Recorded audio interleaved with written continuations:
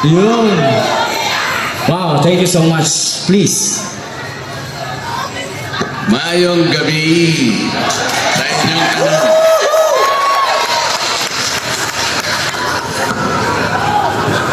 Nagpunta po ako rito dahil sa imbitasyon na aking natanggap, Green Rise Movement. Importante po sa akin ito kahit napakalayo ng Davao at napakarami po ng aming sorties sa Luzon. Pero kailangan po na makarating din ako para makapag-participate din ako sa event na ginagawa natin ngayong gabi. This is very important to me to express my side on what is happening to our country today. Kasi po bilang isang abogado, naiintindihan ko naman ang mga proseso ng batas. Hindi po tama ang maraming bagay na ginawa ng House of Representatives at ng ating pamahalaan. Unang-una na po yung impeachment na nangyari sa ating Vice President. I question the impeachment on 2 grounds. Yan pong ebidensya na kanilang pinagsama-samang ipunin ay hindi naaayon sa aming proseso. I told the committees, this is not the way to investigate the utilization of public funds. The House of Representatives was not given the responsibility to make the audit of funds. There is only one single office of the government that was reposed by the Constitution to do the audit, to do the examination of all reports relative to the public funds utilization. Ito lamang po yung Commission on Audit. Nobody else.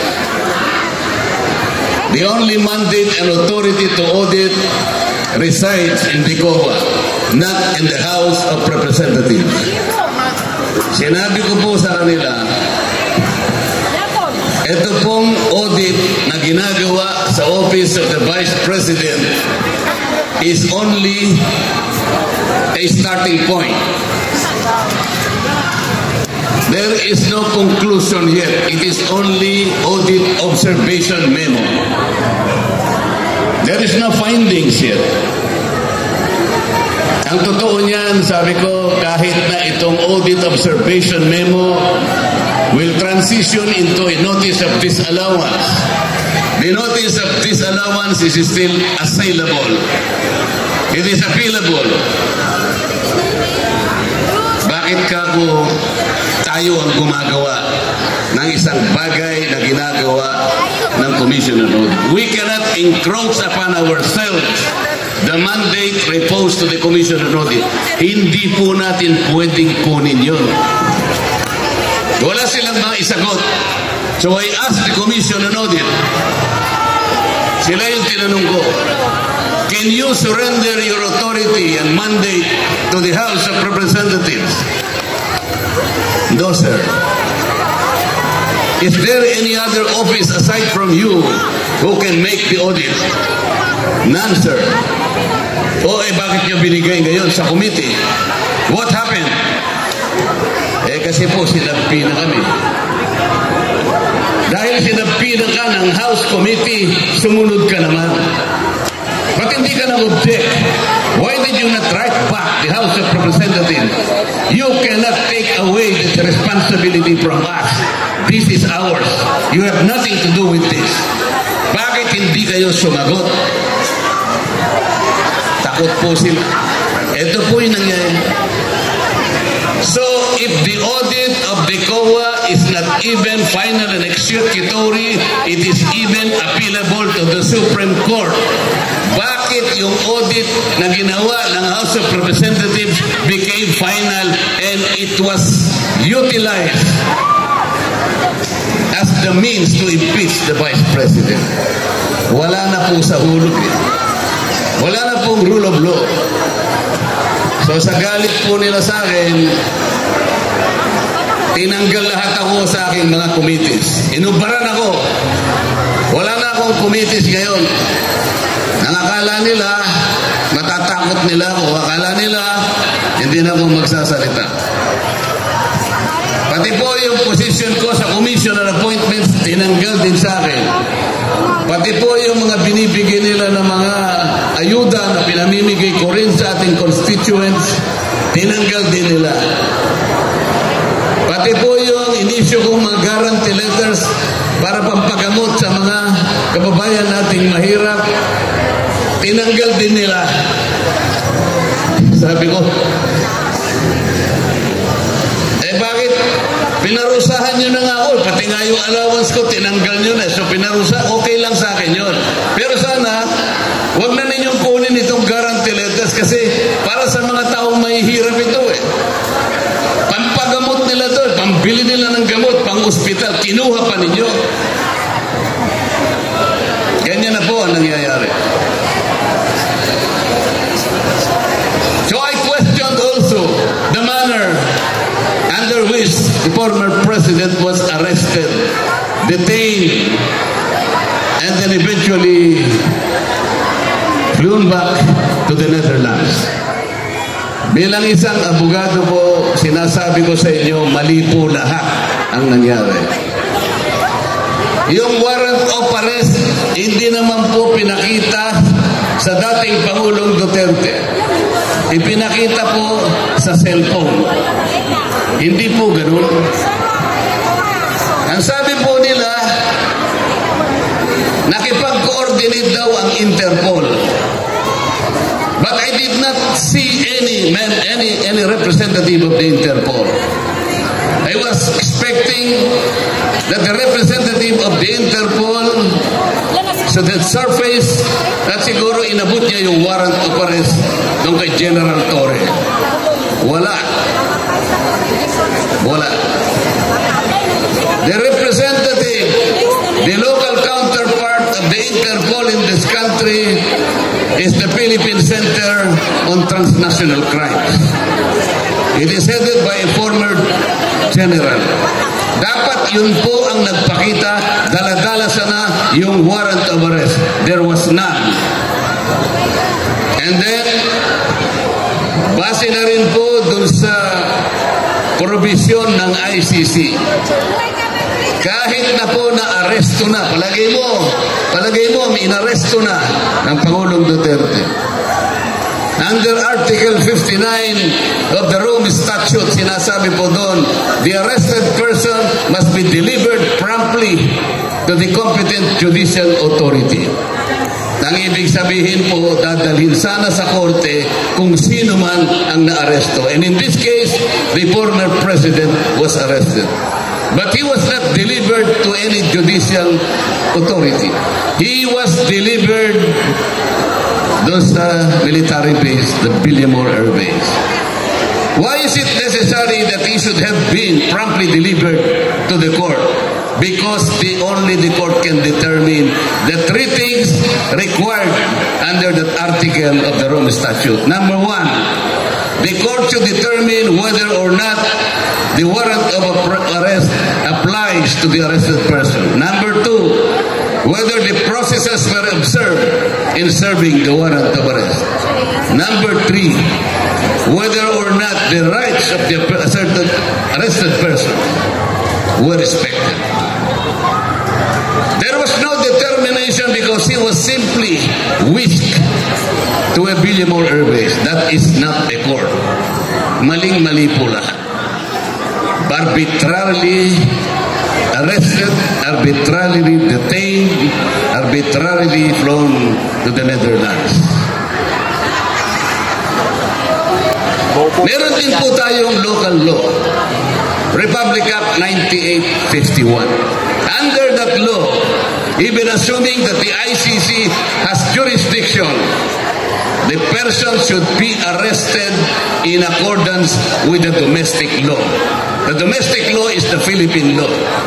Dahil wala na tayong pakialam sa ICC because we have withdrawn from the ICC since 2019, dapat dapat ang sinunod ay yung batas ng Pilipinas. Hindi rin nasunod. There is also the principle of complementarity. Ano po ang ibig sabihin nun? The ICC can only intervene in our local affairs if the courts are unwilling or unable to function. That is the condition. There was no determination that our judicial system is ineffective or is unable to function or is unwilling to function. There was no such determination. What happened then? Parang ininsulto nila ang kabuuan ng judicial system sa ating bansa. From the lowest court, municipal trial court, up to the highest tribunal of this country, the Supreme Court, the judicial system was insulted. Just like that. Hindi dapat mangyari sa ating bansa. Our country withdrew from the Rome Statute on May 17, 2018. 1 year later, that withdrawal took effect. 2.5 years after the effectivity of that withdrawal, the stupid prosecutor of the ICC asked for permission to investigate. That was a fatal mistake.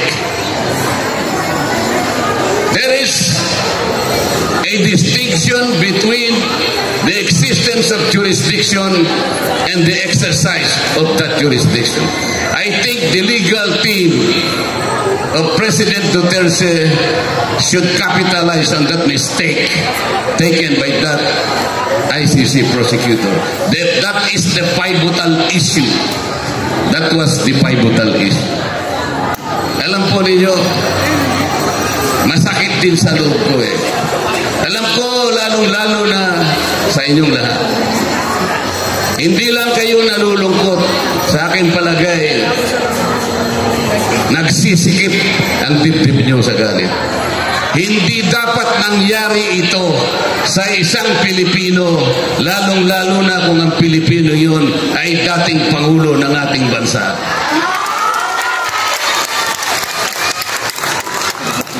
Kung sakali lang naman, may kasalanan talaga si Pangulong Duterte. Meron po tayong mga batas sa ating bansa. Yun po yung sinasabi namin. Bakit kailangan usigin siya? Bakit kailangan litisin siya at hatulan pa sa ibang bansa ng isang hukuman na hindi na natin kinikilala sa ngayon? Ito po ang problema. Wala na pong jurisdiction. Meron naman pong nagyayabang na mga abogado na hindi niya magagamit yung Section 59 kasi nag-withdraw na tayo eh. Hindi na tayo member eh. Kaya kung hindi ba naman gago yung abogado na yun, wala na pala tayong, hindi na pala tayo member. Bakit?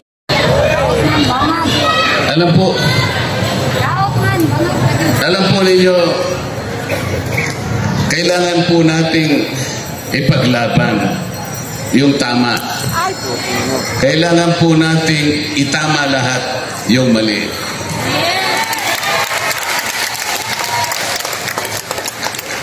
Ang kasalanan lang naman ni President Duterte, kung pwede nating tawaging kasalanan, ay yung minahal niya ang kanyang mamamayan. Siyempre, presidente siya. Higit sa lahat, siya ang nakakaalam kung ano ang mabuti sa kanyang bansa at sa kanyang mamamayan.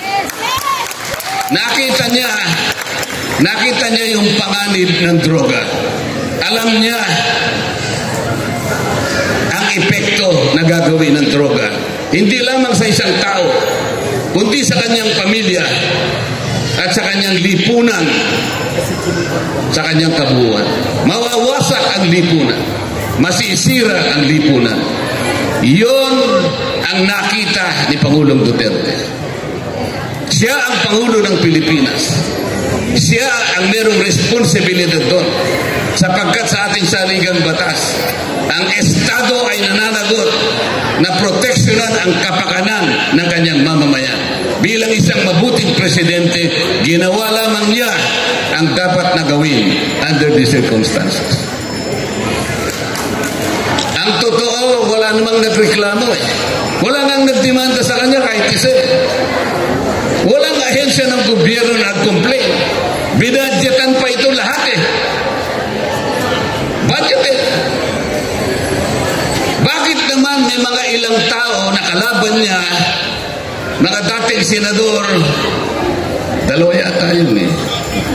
Isang senador na lalaki na nakulong, isang senador ang babae na nakulong din, kalaban ni Pangulong Duterte.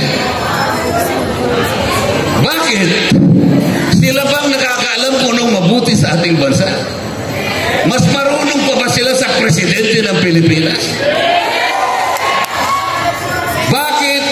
Bakit hahatulan mo ang programa ng isang naging Pangulo base sa dami ng namatay na tao? Bakit hindi mo ibase yung programa kung ilang tao ang na-benefit? Ilang milyong tao ang nasave ni Pangulong Duterte laban sa droga?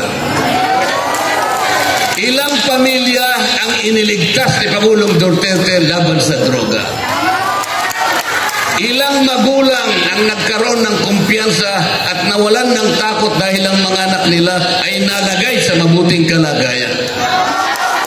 Bakit hindi mo doon hatulan ang programa ng war on drugs?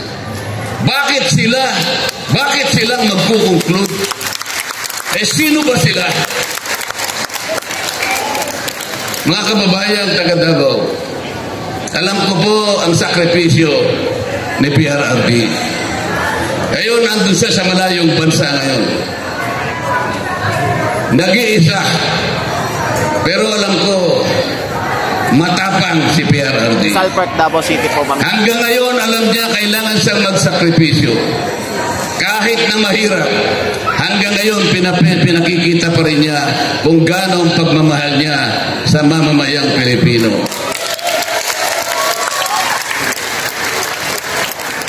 PRRD is the image of courage and sacrifice. PRRD is the embodiment of a leader who gave his all to his fellow Filipinos, but he asked for nothing. PRRD is the embodiment of a brave, strong, and enduring leader who can give his life to his people. Let us not forsake him. Let us defend him. Let us bring him back to this country as soon as possible.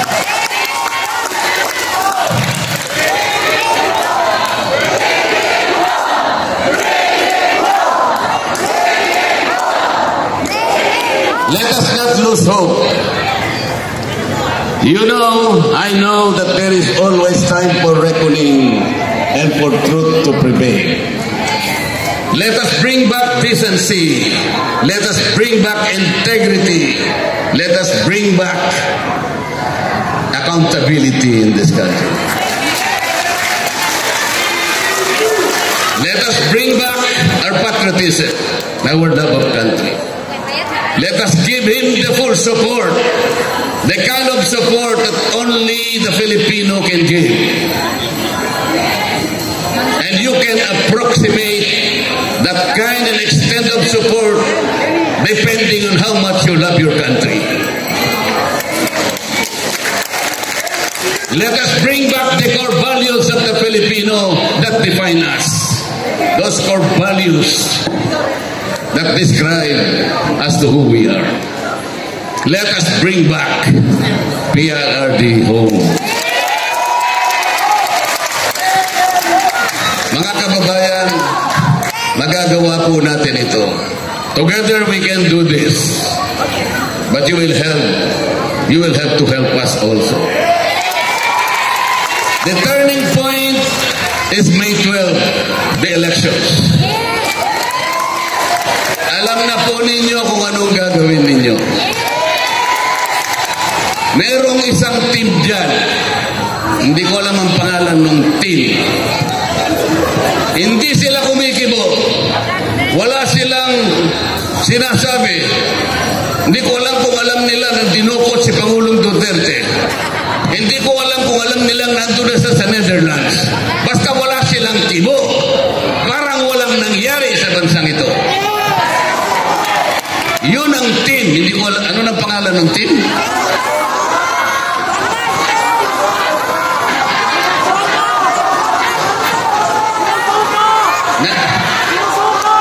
Nagsisimula daw sa A.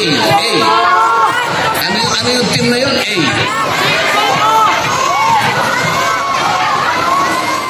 Bahala na kayo kung anong team yun. Team Suka!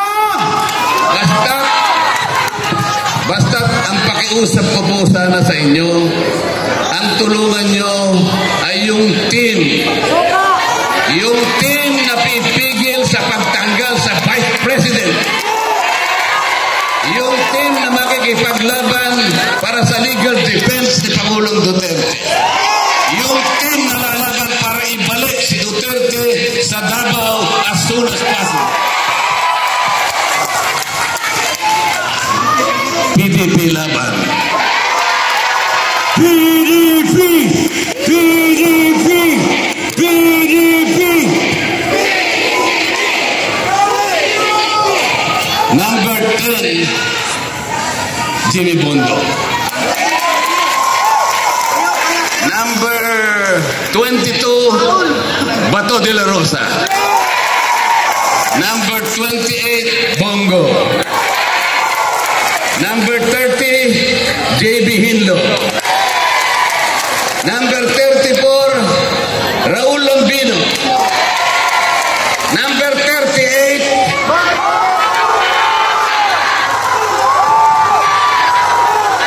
nakalimutan ko eh. Ako pala yun. Ako yun.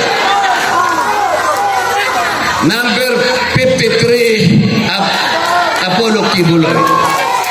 Number 56, Pic Rodriguez. Number 58, Philip Salvador. Sila po ang team.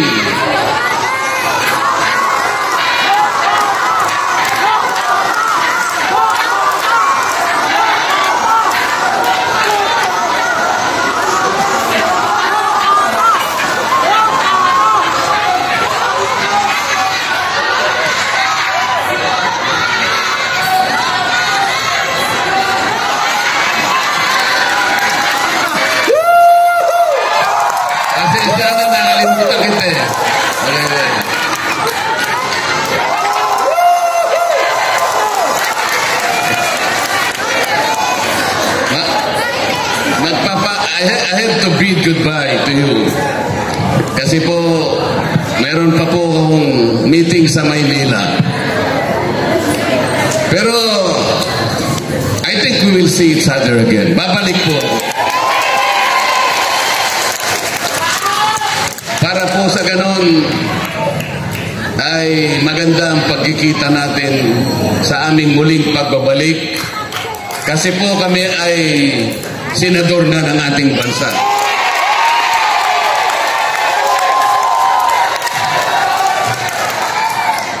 At para naman hindi nyo ko ganap na makalimutan habang hindi pa kami nakakabalik dahil matagal-tagal pa naman, ay meron akong iiwanan sa inyo.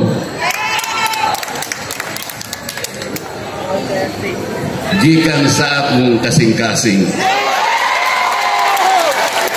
Gihigugma ko kamong tanan.